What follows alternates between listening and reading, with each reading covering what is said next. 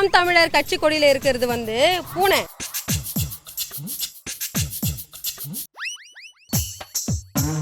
என்னுடைய கட்சி கொடியில இருக்கிறது புலி பாய்ச்சலோட இருக்கும்.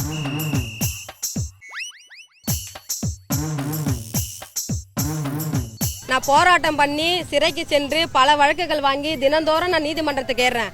அதனால உங்களுடைய சகோதரி வீரலட்சுமி வந்து தேர்தல் களத்தை சந்திச்சு நானும் மக்கள் கிட்ட வந்து 4 வாக்கு வாங்கி நாங்கள் வந்து இன்னைக்கு தேர்தலில் போய் எம்எல்ஏ எம்பி ஆகணும்னு எங்களுக்கும் ஆசை இருக்கு.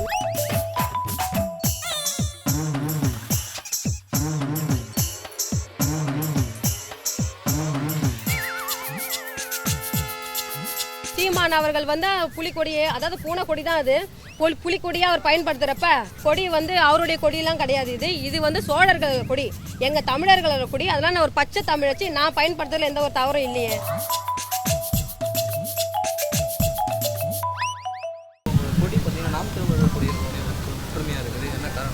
இது நாம் தமிழர் கட்சி கொடி இல்லையா, நல்லா பாருங்க. நாம் தமிழர் கட்சி கொடியில இருக்கிறது வந்து பூனை. என்னுடைய கட்சி கொடியில இருக்கிறது புலி பாய்ச்சலோட இருக்கும். நான் வந்து 17 வயசுல இருந்து இப்போ 35 வயசு ஆகுது. நான் போராட்டம் பண்ணி சிறைக்கு சென்று பல வழக்குகள் வாங்கி தினந்தோறும் நான் நீதிமன்றத்துக்கு ஏறுறேன்.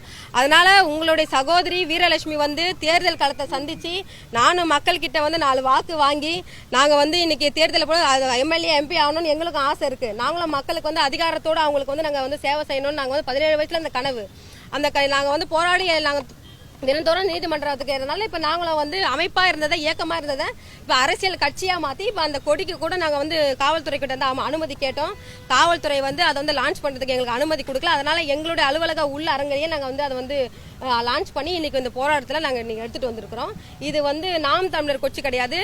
அதாவது பாதி தமிழராக இருக்கக்கூடிய சீமான் அவர்கள் வந்து புலிக்கொடியே, அதாவது பூனை கொடி தான் அது, புலிக்கொடியாக அவர் பயன்படுத்துகிறப்ப இந்த அதாவது எங்களுடைய பாட்டை முப்பாட்டை எங்களுடைய சோழர்களுடைய புலிக்கொடி இது. அந்த கொடியை பயன்படுத்துறதுக்கு தார்மீக அடிப்படையிலும் பிறப்புரிமை அடிப்படையிலும் இந்த வீரலட்சுமிக்கு தகுதி இருக்குது, உரிமையே இருக்கு. அதனால வந்து இந்த கொடி வந்து அவருடைய கொடியெல்லாம் கிடையாது. இது வந்து சோழர்கள் கொடி, எங்க தமிழர்களோட கொடி. அதனால நான் ஒரு பச்சை தமிழ் வச்சு நான் பயன்படுத்துறதுல எந்த ஒரு தவறும் இல்லையே. செய்திகளை உடனுக்குடனும் துல்லியமாகவும் தெரிந்து கொள்ள சப்ஸ்கிரைப் பண்ணுங்க.